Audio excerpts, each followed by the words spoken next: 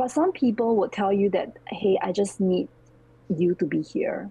Welcome to Creating Wellness Moments, the podcast where we dive into the depths of the human psyche, self-discovery, and personal growth.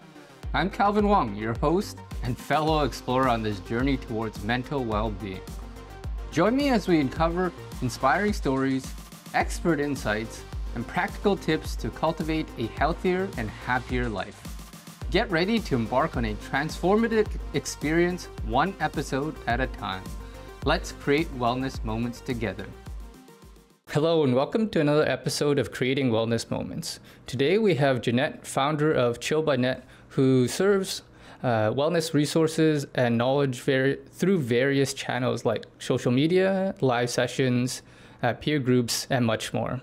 She has a background in counseling and psychology.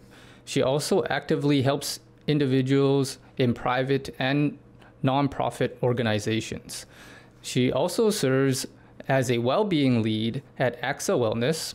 And lastly, she's part of TikTok's Youth for Good Wellness education team, emphasizing the importance of well-being and personal growth as well as connection. Thanks so much for coming on the show. Thanks, Calvin. Thanks for having me on this podcast. Yeah, in order to get started, I'm really curious how you became inspired to start this company called ChillByNette. Maybe you could share us a little bit what the inspiration is and how it got started. Sure.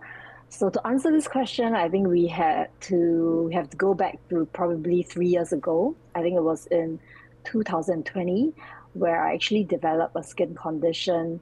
At a point in time, I didn't have any answers what it was, but it was a skin condition that forced me to actually quit my full-time job at a point in time because I wasn't able to wear masks. It was during the COVID period. So I went to a few dermatologists. They told me that, this is eczema. Some told me it was rosacea.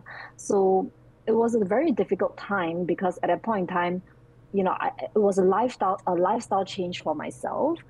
And the worst part was there's no cure for this condition. So even up to today, I'm still battling with it. But that period was a very difficult period for me where I was struggling and I was trapped in my own mind. There was really a lot of isolation, and COVID certainly didn't help because during COVID, all of us were really isolated, but the skin condition made it even more difficult for me to meet with my friends, go out to work. So my skin will get flare up at random points in the day and it will get really unbearable. The itch will get really unbearable. So at a point in time, I think I developed, a lot of anxiety as well as depression. And I had a lot of free time because basically I was just isolated with nothing to do. So it was at a point in time, I decided to create my own podcast called ChillByNette podcast. And it was, I would say that at a point in time, it was a way for me to kind of cope with my emotions. It was a platform for me to share a little bit more about my stories, my struggles. But later on, I saw that it was able to connect to people who were going through the same. And I saw that struggling is actually a universal human experience that, I'm not the only one going through it, right? And it helps others to know that they are not the only one going through such a difficult emotional struggle as well, even though we were struggling with different things, right? So at that point in time, I felt that, this gave me, it actually marked the start of my content creation journey. I spent most of my days in isolation, writing articles, blog posts, and creating podcast episodes. I eventually managed to find a community where which had become my source of support system. And that's when I started to want to take this, content creation journey more seriously. I looked out for different platforms like, TikTok, Instagram, and I created various ways where I could actually share more mental wellness knowledge. I share my recovery journey, wellness tips and articles as well. And the aim of all of this is really to make mental wellness knowledge a little bit more accessible, more relatable as well to the general public, because mental health knowledge, even though it has been a lot more accessible now, it can still be something that people shy away from. It could be something that's a little bit complex, daunting to some. So the aim of ChillByNette, the birth of ChillByNette, is really from a place of struggle. And today it is actually a platform that consists of a few things, right? It consists of a wellness library, therapy sessions, peer support group, which is also known as Chill Circle sessions. And really the aim of the platform is really to make these resources more accessible as well as more fun in a way to public. And my hope is, wherever people are in their mental wellness journey, they could actually benefit from it as well.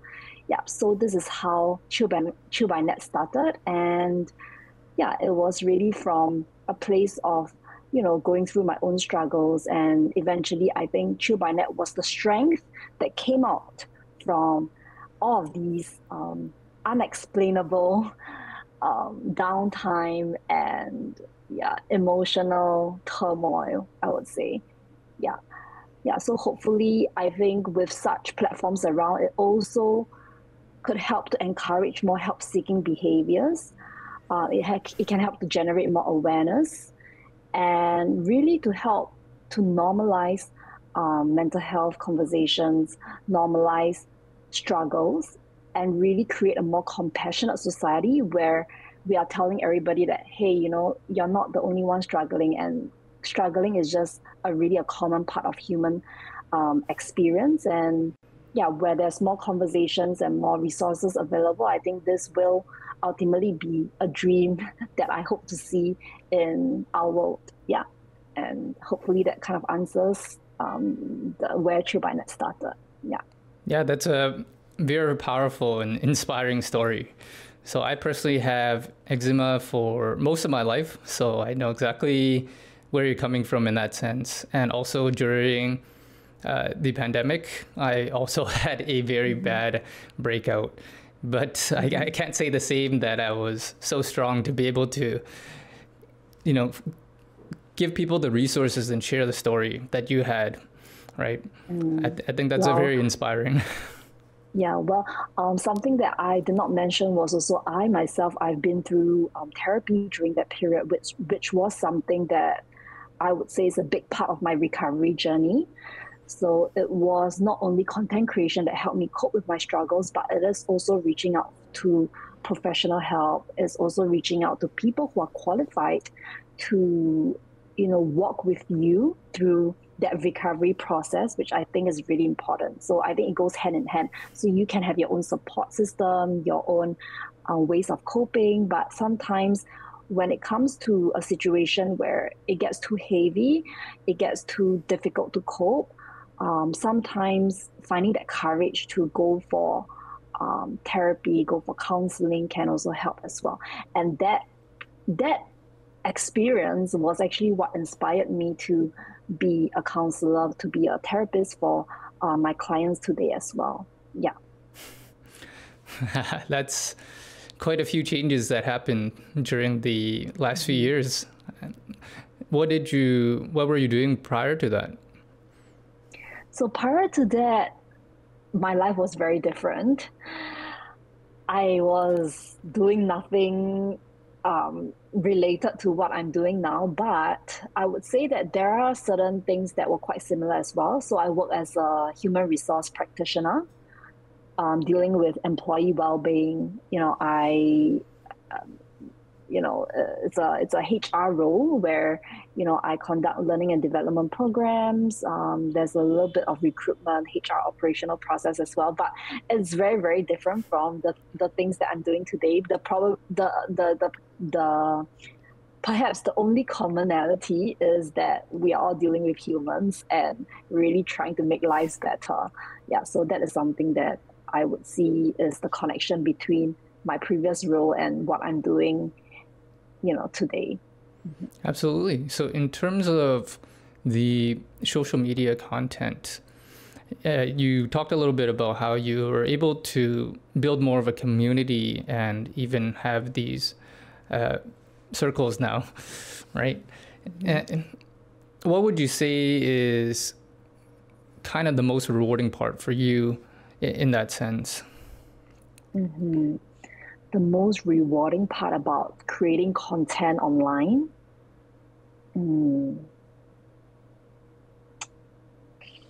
Wow, this is a tough one. There are many, many rewarding aspects, but the first thing that comes into mind is a few words, right? So probably the first word is courage. Okay. As part of this journey of creating content online, I think it's a personal growth journey for me as well, personally. So I used to be someone that don't really have much confidence. I find it difficult to express myself sometimes. So as part of being a content creator, it takes a lot of courage to put your face out there, to put your stories out there.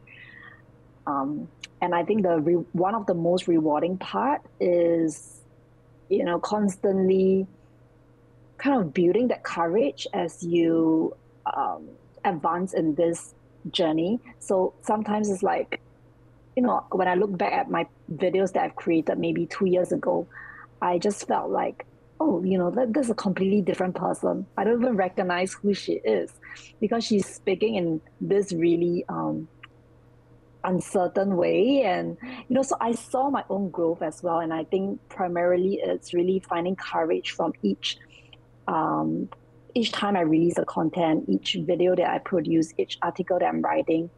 It takes a lot of courage to kind of put it out there.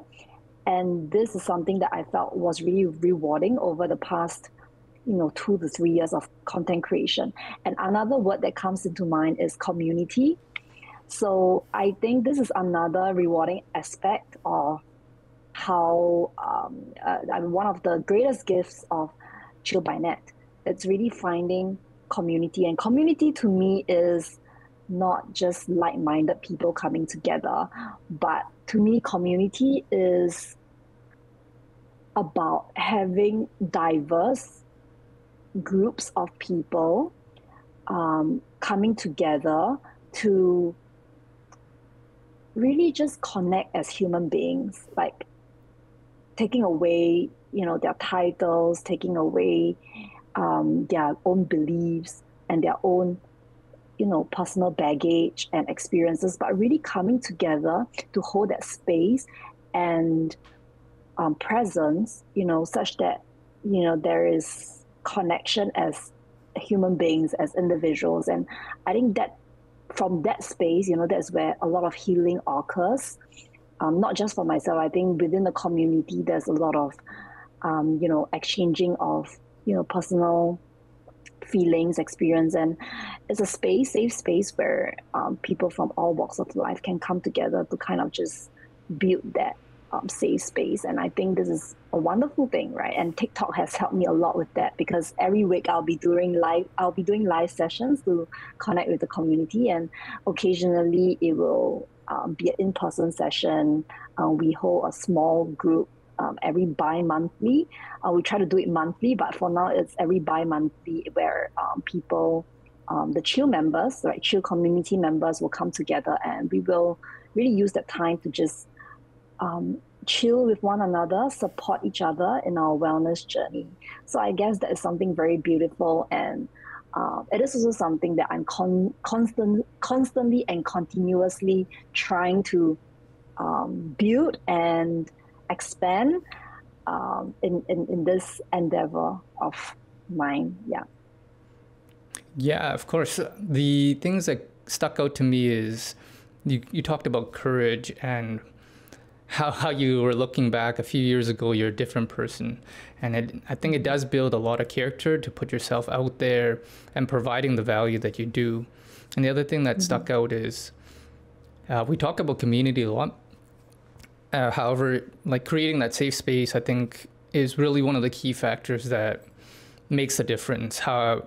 Seeing as I don't really feel like we get enough of that on our day-to-day lives, as much as your work might say, it doesn't necessarily feel that way, if that makes sense, right? Of course, industry to industry standards, but in a general sense, And in terms of that, maybe we could transition a little bit to what you do as the wellness lead at Actxa Wellness.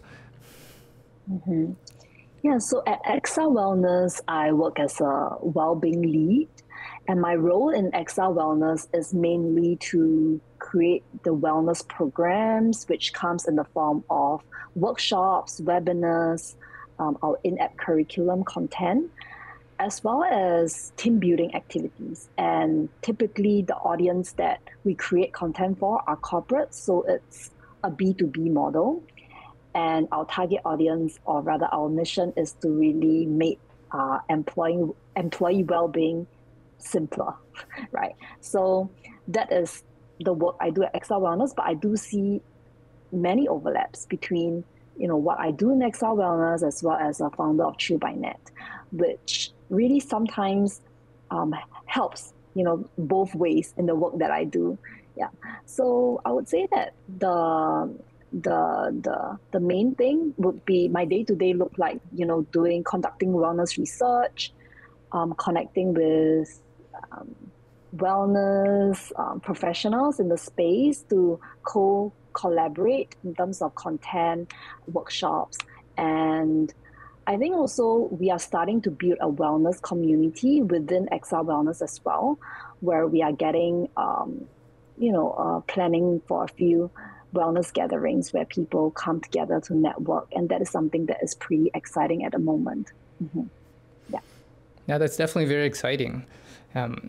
In terms of your content, I know that you provide quite a few tips and tricks in terms of how we could maintain our mental well-being and mental health. But however, what would you say to someone who is maybe not in the best of headspace in terms of self-care or actually mental health as a whole? I think it's very tough for someone in that position to start to try to take care of themselves. Mm-hmm. Yeah. Oh, that's a really good question. What I would say, I will probably not say anything at all, as much as we think that there's something that the right thing to say to comfort a person. But sometimes I think just being a space and just demonstrating empathy and presence, even through our nonverbal language, can be very powerful. So something that has been really on my mind recently is, the power of silence. So sometimes even just being there with a person and not saying anything, but demonstrating that you are there and you are listening, you're maintaining the eye contact, sometimes, even through certain touch, right, if it's appropriate. I think that can go a really long way, because many times when a person is undergoing that kind of emotional distress and is struggling, sometimes they just need a space. And, of course, advice can come later. So another thing is also to ask, right, how can I best support you? So some people, they might need advice, and that is when, you might want to provide something that probably relates to them from your personal experience. But some people would tell you that, hey, I just need you to be here, right? And that is when you just sit there with them, and that can be very healing in itself. Yeah. So ask, be curious, and sometimes, ask instead of assume what people need. Mm-hmm. Hey there, amazing listeners. Before we dive deeper into today's insightful conversation, I want to take a quick moment to give a shout out to the driving force behind this podcast, my very own mental health focused creative production agency, Calvin Wong Media. As you know, creating wellness moments is all about exploring the depths of the human psyche and fostering personal growth. And guess what? It would not be possible if it were not for Calvin Wong Media. We conceptualize, humanize, and bring your story to life using unique storytelling techniques that engages the audience. So, the next time you're inspired by an episode or find yourself engaged in a thought-provoking conversation here, remember, that's the result of the support of Calvin Wong Media and its lovely kinds. If you're looking to amplify your message, tell your story with authenticity, and connect with your audience on a deeper level, reach out to us at calvinwongmedia.com. Now back to the conversation on creating wellness moments. Yeah, it's great. I think that you took that answer with just having the presence and not just saying things right away to try to help someone. Like the way that you approached it is either giving them the space and the presence to know that you're here for them when they're ready, or just directly asking, depending on the person and what position they might be in. And I think that's part of how you create that safe space and allow them to just kind of feel the environment a little bit more and feel how you are in terms of the interaction here. Yeah, and I'm heartened to see that many companies or many organizations these days are talking about psychological safety, and that is something that I'm really encouraged to see. Right, there are many workshops and webinars going around on LinkedIn, and it's good. And then the next step is to really go deeper into how we can really create that. How can we demonstrate empathy? How can we, be a listening ear, right? How can we demonstrate presence? Because these things are just really, really simple on paper. Like, it's easy to say, but to actually demonstrate it is another thing. So for instance, like, how do you show empathy, right? We are all talking about, showing empathy, but how? That is something that I feel is still the gap between many, the gap for us to breach. Yeah. So for instance, one way to show empathy is just to paraphrase and reflect whatever the other person is saying, right? So for instance, a person can be saying that, I'm having a really bad day because my boss just shouted at me and I really do not know what is happening. It's really frustrating. And then you just reflect and say, okay, it sounds that you're having a hard time. It sounds that you're really frustrated. Right. So reflecting the other person's feelings and the content that they are saying sometimes is really one of the most powerful ways to demonstrate empathy. But of course, there are also different levels of empathy that is that requires that is there as well. Mm-hmm. Yeah, that's actually a really good skill. So last week I went to an event, and that's one of the things they talked about. And so we did experience like a growth circle, right? SG growth circle. Wow. So we were very present with each other. And I think even with us paraphrasing what they said to us gives them a different perspective because they're able to hear it out loud from someone else. And even then, that's something they could pick up on themselves and see it from a different frame. Is that something you've occurred or happened to you before? Yes, that is something that I definitely have received, thankfully, from some of the closest people around me. But as a therapist today, working with clients, I think this is something that I'm very mindful of as well. So apart from even, just paraphrasing, it is about reading between the lines also and being able to reflect back what is not said. I think that is also another challenging part, and that falls under advanced empathy, where you don't just reflect what is being said, but it's also being able to capture what is being unsaid. And this involves a lot more, like observing the person's facial expression as they are saying something. Does the expression really aligns with what they are saying? Their speed of speech, how they are. Sometimes when people are nervous, they kind of swallow their saliva quite a bit, right? So being able to pick this up are what I would think helps in terms of doing that paraphrasing, that reflecting as well. Yeah, but yeah, to answer your question, I definitely was fortunate enough to be given that safe space where I felt heard, I felt understood, and because of that, I also know the importance in terms of supporting someone in need, supporting someone who is in distress. Mm-hmm. Yeah, what you just mentioned in terms of the nuances and reading between the lines, I think that's what really kind of separates a mental health professional versus your friend being there for you, right? You have the training and as well as the experience to be able to walk this person through their journey and what they're going through in that sense, right?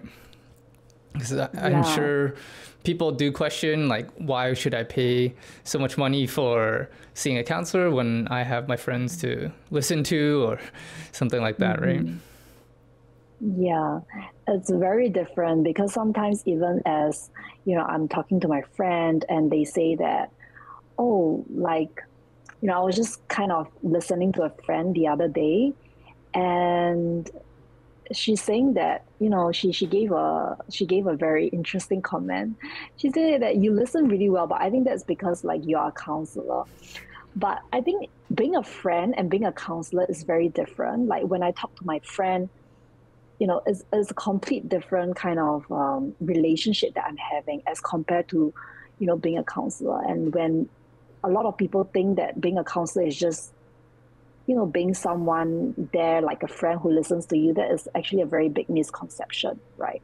In counseling, in fact, we are encouraged not to, self-disclose as much, even though some practitioners still do, but it's out of really helping to validate another person's experience. But I think apart from that, when you hold space for, a client and how you hold space for a client versus how you kind of be there for a friend, I think there's still a very, very big difference, which I'm not able to actually articulate and put into words as of now. But yeah, it's just different, like talking to a friend and talking to a therapist, just from a therapist's point of view, it's, completely different for me. Yeah. Yeah, absolutely. As you said earlier, it is about reading between the lines and the nuances. However, I do want to talk a little bit about your engagement on TikTok, because it's normally known for, such as like doom scrolling or just like a lot of trendy stuff where you're using this media platform to teach the youth education for mental health. And I think that's very courageous of you to do that. And as you mentioned, you do a fairly consistently. So maybe you could speak a little bit about that and what the experiences are in terms of the audience perspective, what they get out of it. Well, so my content has transited quite a bit when I first started using the platform and 3 years later. So I started, I think, in 2021, and at that point in time, it was really sharing a lot about my own struggles, some of the difficult feelings that I am going through, difficult times. And now today, I would say that my content revolves around really kind of more educational in nature. But at the same time, I also understand the value of, bring yourself into your content, right? Bring your stories, your personal experience, and, just being a little bit more personable rather than just reading out educational facts and, giving out tips. So I try to balance between, providing the educational value, but also bring the authenticity in it. And when I say authenticity, it looks different for everyone. But in my definition, is really bring the whole of yourself into your videos, be it the way you speak, the way you phrase certain things, the format of the videos. So it's still a learning journey for me. And I think it's importantly, people who see your video, I come to realize one thing is sometimes it's less about what you say, but it's more about the vibes and the positivity or the energy that you give out in your videos as well. Even though what you say is important, but imagine if you just say that, mental health is important versus mental health is really important. So for instance, if like two people can say the same thing, but in terms of the voice use, um, the passion behind the tone, I think all these things can't really be faked, or it can be, but what I'm trying to say is, it's about really bring yourself into it. And because for myself, I'm someone who's really curious and generally passionate about, wellness and really wanting to, um, use this platform for good. I think it kind of comes through from that deeper place as well. And I see that, when you make videos in this way, where you try to bring more of yourself in the videos, when you try to bring more of yourself in the videos that you create, I think that is when you can really reach out to people, because people relate to content that are genuine, that are relatable, that is, authentic.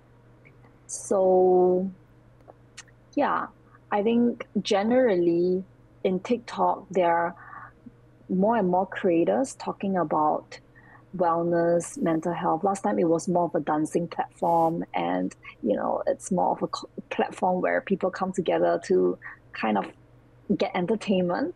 Now I would say that the platform has evolved, right? And there are many, even small business creators are there sharing their opinions on, sometimes even political issues, sometimes just, mental health knowledge, and many others. So it's really, how do I put it? It's a privilege to be able to be in this digital age where such platforms are so accessible, and at the same time easy to use as well. So for myself, I do not have any background in video editing. To be honest, that is something that I struggle with a lot in the start. But because of the ease of these platforms, anybody can be a content creator. Anybody can come up and, share share what they believe in, right? With very, very minimal effort, and not saying very minimal effort, but the barrier to entry has been really, really low as compared to a few years ago. So I'm really thankful for that, right? And I think back to your question, one of the challenges that I face as a content creator is sometimes you get very harmful and hurtful comments as well. So there will be people who come up to your platform and tell you that, whatever you are saying is not helping, or they will criticize you for, like for the things that you say, or just, sometimes just really hateful comments. And these are things that are, I believe, not unique to just myself, but many other content creators out there as well. And I used to get really affected by these comments, and I spent a lot of time dwelling on them, in a sense, to the point where I kind of would stop my content creation for a while, because it's really hurtful, right? But what changed was that I started seeing these negative comments as, people crying for help, right? For instance, you only put a negative comment if you yourself are going through a tough time, okay? Because a person who is full of love, wouldn't do such a thing, right? Just putting out harmful and hateful comments. So I think sometimes it's like, if my platform is able to allow people to come and, vent out their frustration, their anger, I see it as a positive thing as well. So it's another way where people can, get their anger released, get their, frustrations let out, right? And sometimes, if you look at these actions from a place of more compassion, I think that really helps me. I mean, it helps me to cope with these challenges that I face as a content creator.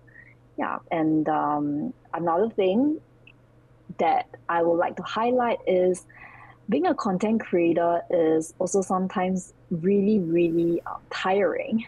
So just to share that my eyes, right, actually got really it's now in quite a bad condition because my degree actually went out 100 and 100 on both sides. I think that is because sometimes we do spend a lot of time on screen.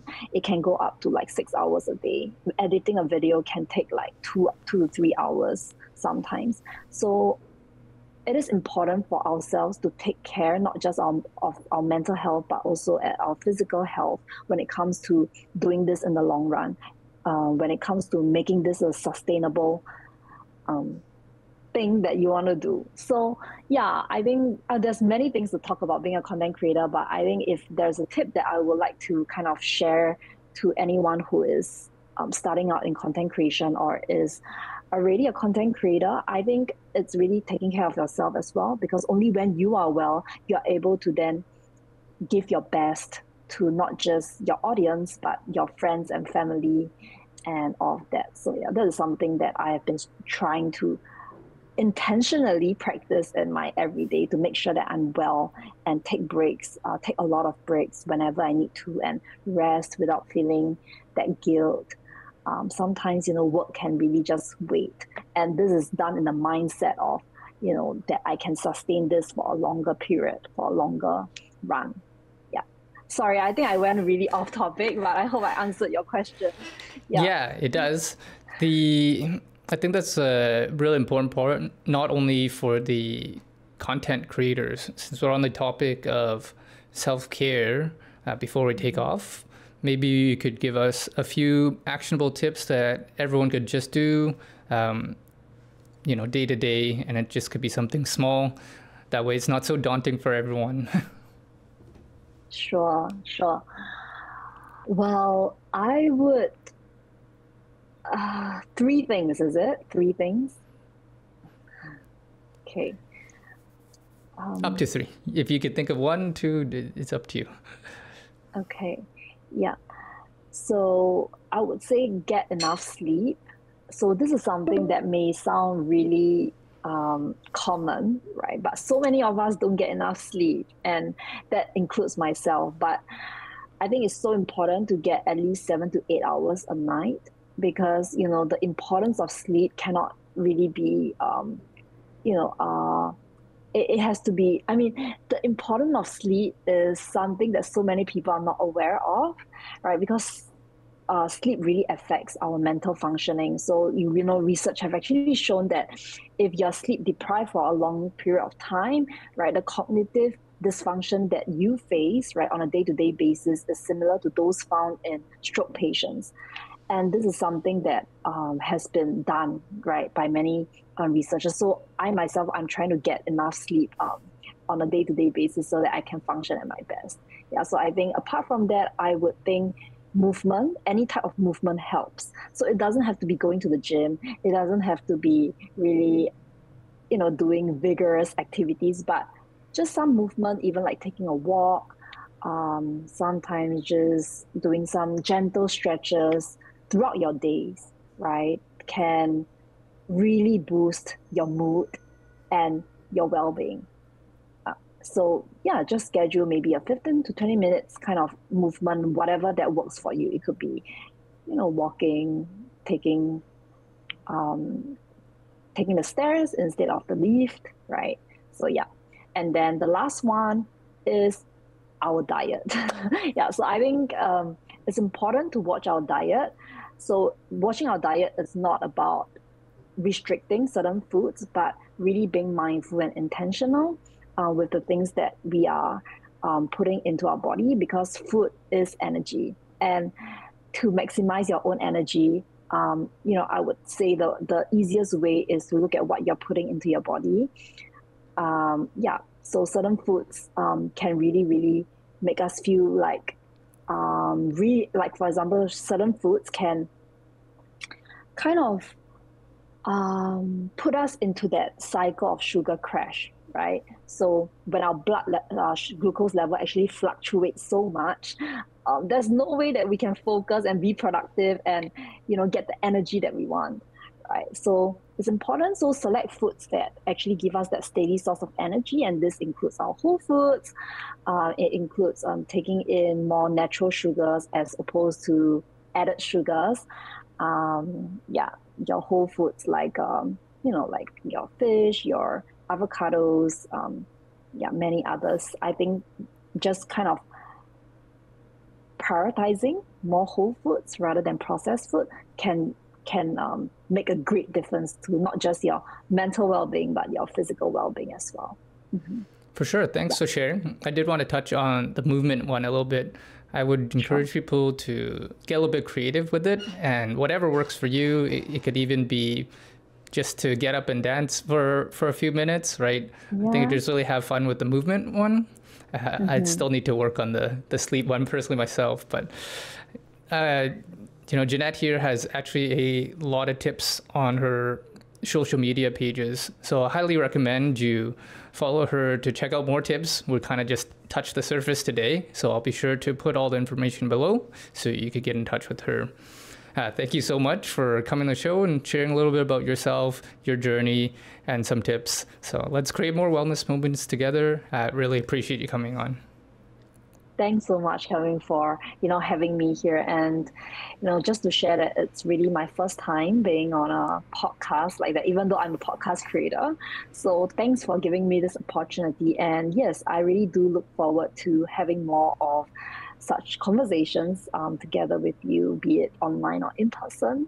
And yes, if you would like to actually get more tips on wellness, how to live a better present and future, then do follow ChillByNette. I'm available on TikTok as well as Instagram. Yeah, I'll put all our channels below. Thank you so much. Okay. Thanks so much, Calvin.